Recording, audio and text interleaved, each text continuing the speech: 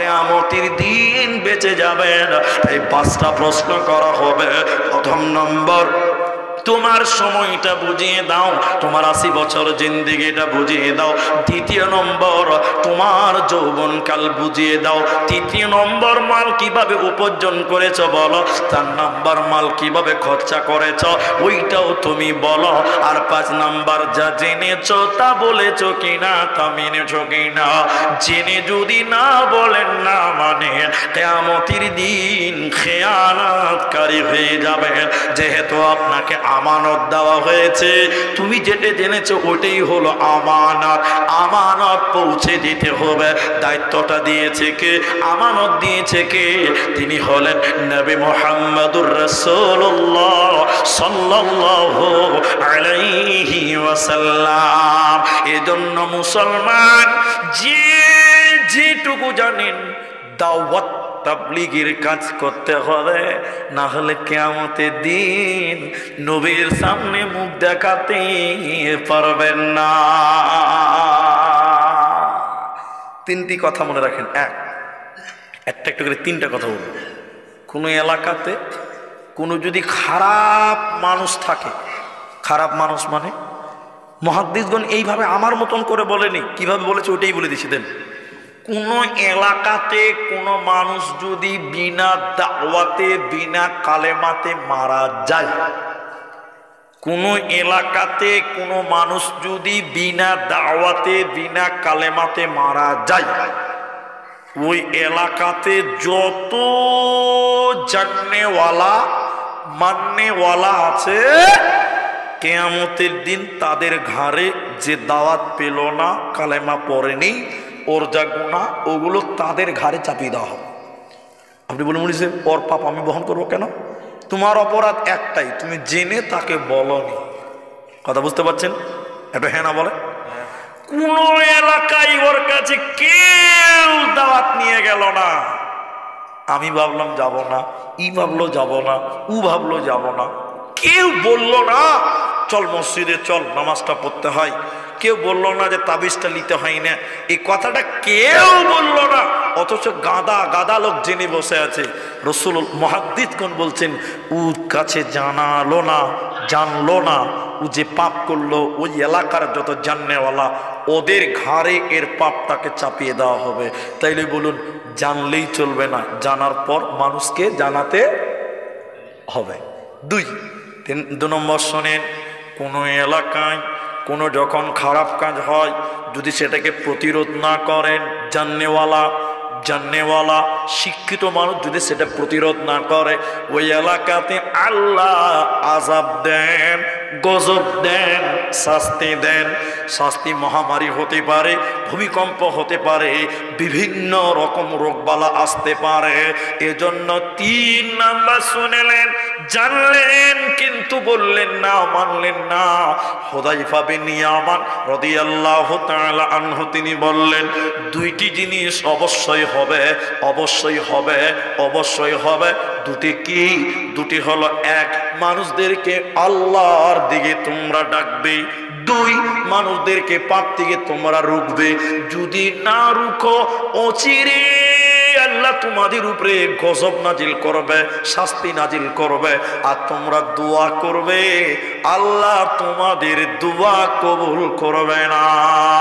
আপনি বলবেন আল্লাহ, আল্লাহ বলবেন আরো জোরে চিল্লা, কোনো কাজ হবে না। 3টাই বুঝলেন, শেষ বুঝাটাই পারবে বুঝেন। আল্লাহর নবী মুহাম্মদ সাল্লাল্লাহু আলাইহি সাল্লাম বললেন, শুনে নাও, যদি মানুষকে না বলো, না মানো, কিয়ামতের দিন লা তাজালু কদমা ইবনে আদম, মানুষকে 1 কদম জান্নাতের দিকে আগাতে দেওয়া হবে না, চুল পরিমাণ আগাতে পারবেন না। এজন্য মুসলমান, পৃথিবীতে যেটুকু জানো, নিজের দায়িত্ব নিয়ে মানুষদেরকে বলো এবং তাদেরকে নিয়ে তুমি আমাল করো। আয়াত যেটা পড়েছি, আয়াতের তর্জমাটা এবার শোনেন। যেটি মানুষ আছেন আপনারা, 1জন 2জন করে যদি এইভাবে তাকাতাকি উঠাউঠি করেন, মার্কেট খালি হয়ে যাবে। আয়াতের তর্জমাটা সবাই শুনেন, কেউ বাদ যাবেন না। আমার এই আয়াতটা যদি না শুনেন বক্তব্যর কিচ্ছু বুঝতে পারবেন না, কিচ্ছু বুঝতে পারবেন না, কিচ্ছু বুঝতে পারবেন না। সেটা কি? দেখেন দেখেন আমার দিকে তাকান। মানুষদেরকে হাঁকিয়ে হাঁকিয়ে ঠেলে ঠেলে জাহান্নাম বলা হচ্ছে। হাঁকিয়ে হাঁকিয়ে ঠেলে ঠেলে জাহান্নাম দেওয়া হয়। তাফসীরের ভিতরে এমনও কথা আছে, পিটিয়ে পিটিয়ে তাদেরকে জাহান্নাম দেওয়া হয়। 3টি আয়াত পেশ করা হয়েছে তাফসীরের ভিতরে। একজন লোক পেছনে দাঁড়িয়ে দাঁড়িয়ে বলবেন, কেন কেন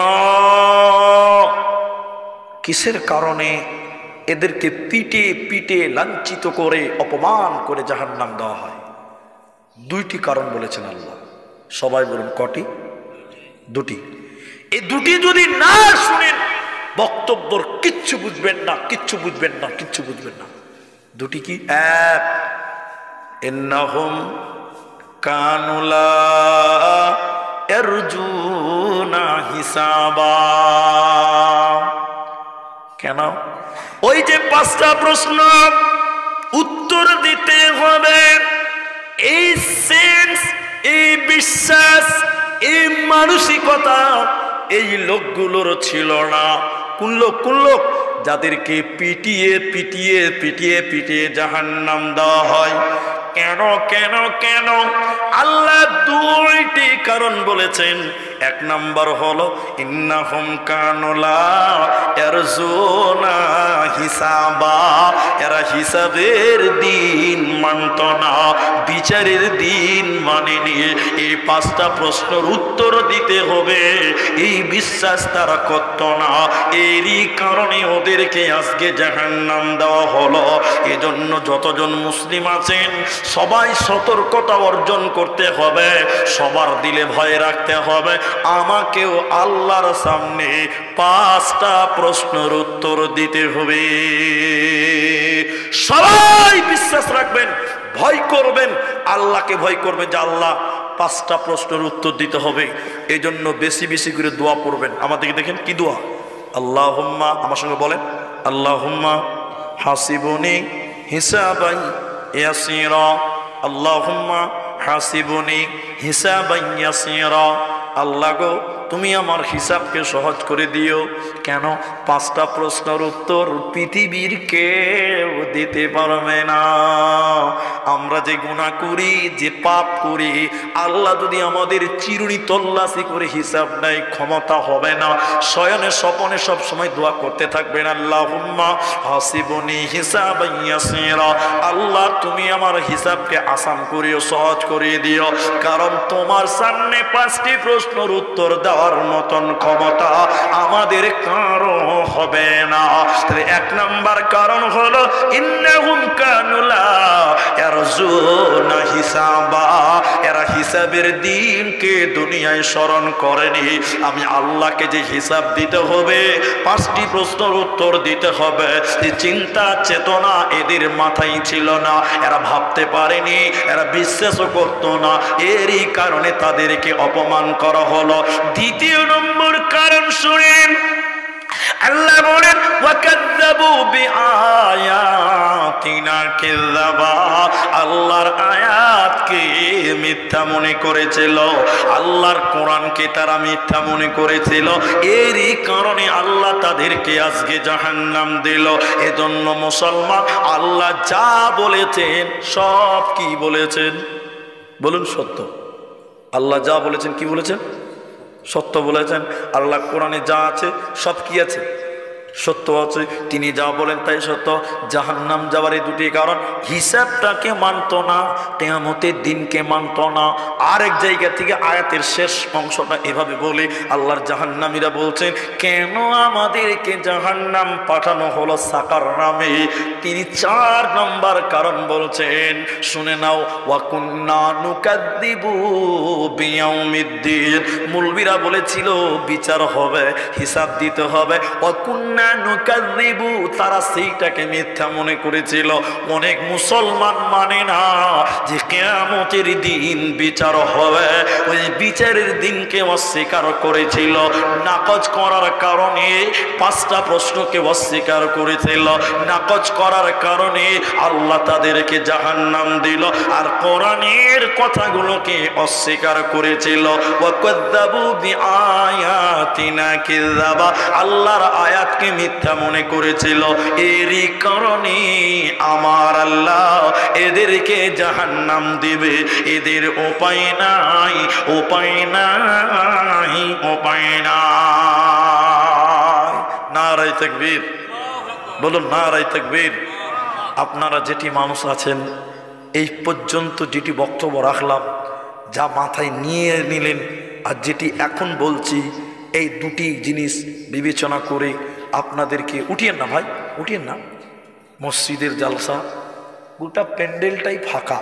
এইখানে ভারতের ম্যাপ মনে হয় তৈরি হয়েছে, এরকম লম্বা করে চলেছে এখন ওই পর্যন্ত। তো যেটি মানুষ এখানে আছেন আপনারা ভাই, আমি আপনাদের ছোট মানুষ, আপনাদের এলাকায় বড় বড় মাদ্রাসা আছে, বড় বড় আলেম আছে, আল্লামা আছে। আমি আপনাদেরকে বোঝাতে বেশি পারি না, জ্ঞান অতটা নাই, যেটুকু আছে যা বলছি। আর মাত্র 30 মিনিট টাইম, কেউ নড়চড় করিয়েন না। আমার হাত যদি লম্বা হয় তাহলে আপনার পা ধরে বলতাম, কিন্তু যেহেতু হাত লম্বা হবে না, আল্লাহ যেটুকু বানিয়েছে ওটুকুই। 30 মিনিট টাইম বসবেন, উঠবেন না। একবার বলুন ইনশাআল্লাহ। ইনশাআল্লাহ বলেন। আপনারা তো ঘড়ি দেখতে পাচ্ছেন, আমি বলে দিচ্ছি 12টা 15 বাজে। আমি 2 ঘন্টা বলবো নিয়ত করে বসেছি। আল্লাহ আমার নিয়ত হয়তো পূরণ করতেও পারে, নাও করতে পারে। এই দে এখনই উঠে গেল, দেখেন। আর ইনশাআল্লাহর বরকত দেখছেন কত। আল্লাহ হাতে সব লাগতে পারে না জি ভাই। যদি জোর করে বসতে পারি কাজ এখানে সেরে দিতে পারে, তখন আরেক ঝামেলা। তো ওইটা নয়। আধা ঘন্টা টাইম কে উঠবেন না। মালের অনেক কথা বলেছি, এবার মাল সম্পর্কে দুটি কথা বলে। মসজিদের জালসা আপনি যদি দান না করেন, আপনার কলার ধরে জোর করে মুলবিরা নিতে পারবে না। পারবে? সবাই বলুন না। আপনাদের এখানে একটা বক্তা আছে, এই নাওদা হরমুজ আলী সালাফি আছে না, কালিয়া থেকে জালসা গেছে বুঝলেন 2 বছর আগে। রাস্তাতে টোটোতে আসছিল জালসা করে, কালিয়া থেকে বাস যাবে, লাঠি নিয়ে পিস্তল নিয়ে দাঁড়িয়ে গেছে, সব কেড়ে নিয়েছে। মুলবিরা খালি জালসাতে বলবে, মসজিদে বলবে দেবাব দেবাব দেবাব দেবাব। আব্দুর রহমানের গাড়ির সামনে যদি কেউ খালি পিস্তল নিয়ে দাঁড়িয়ে যায়, তখন বলবে যা আছে লে রে ভাই, লেবাব লেবাব লেবাব। তো আপনি না দেন, কিন্তু মসজিদের জালসা দান করাও নেকি, দান করার দেখাও নেকি, দানের কথা শোনাও নেকি। কারণ দানের কথা আল্লাহ কোরআনে বলেছেন। কোথায় বলেছেন? সবাই বলুন। তো কোরআনের কথা শুনলে নেকি হবে না গুনাহ হবে? নেকি হবে। মালের ব্যাপারে 2টি কথা আপনাদের নিয়ে যেতে হবে।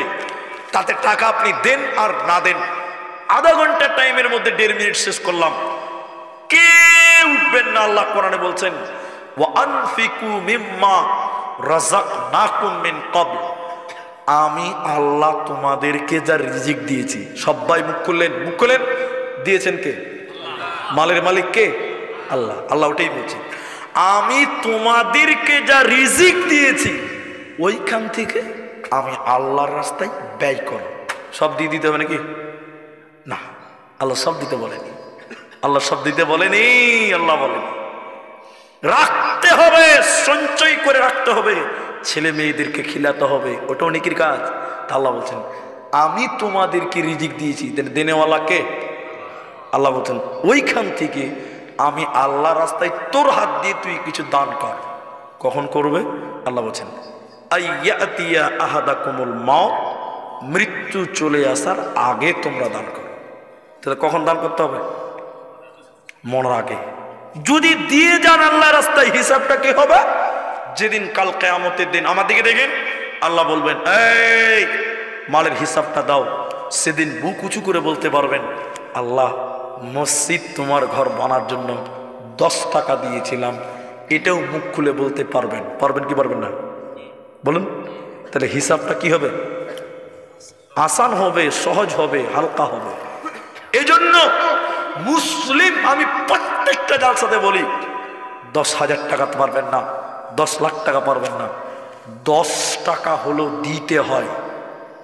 বলবেন কাল কিয়ামতের দিন, আল্লাহ আমি নাওদাতে, আল্লাহ আমি ইসলামপুর মার্কাজে, আমি আপনার অন্তর্দীপাতে, আমি অমুক জায়গাতে 10 টাকা অমুক মসজিদে আমিও দিয়েছি, আমার 10টা মসজিদে টাকা লাগানো আছে।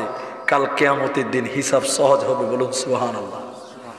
আপনি এখান থেকে 3 কিলোমিটার দূরে জালসা হতে যাবেন, দূরের মানুষ তো, 10টা টাকা হলেও দিয়ে আসবেন। কেন দিবেন বলুন তো?